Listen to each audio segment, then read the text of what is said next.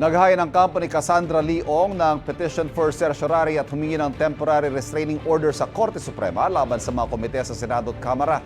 Si Ong ay isa sa mga isinasangkot sa iligal na operasyon ng Pogo sa Porac, Pampanga at umaharap sa pagdinig sa Quadcom sa Kamara.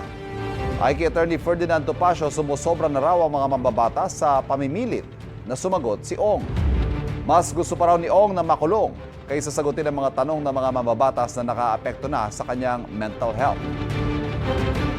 Sinisigawan siya, kinukutya siya, she's being ridiculed, ini-intimidate, tinethreaten, may mga very insulting words na sinasabi po sa kanya. Kayo naman po mismo ang mga saksi nito.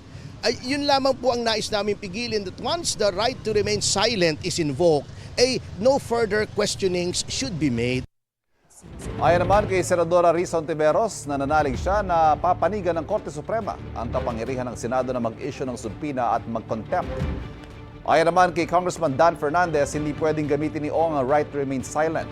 Pwede naman daw niyang i-invoke ang right against self-incrimination, depende sa tanong. Babala ni Topacio kay Fernandez, hindi siya dapat nagkokomento tungkol sa merit ng petisyon. Kung magpapatuloy si Fernandez, mapipilitan daw si Topacio na maghain ng motion para ipasight in contempt siya ng korte. Wala pang pahayag si Fernandez kaugnay nito.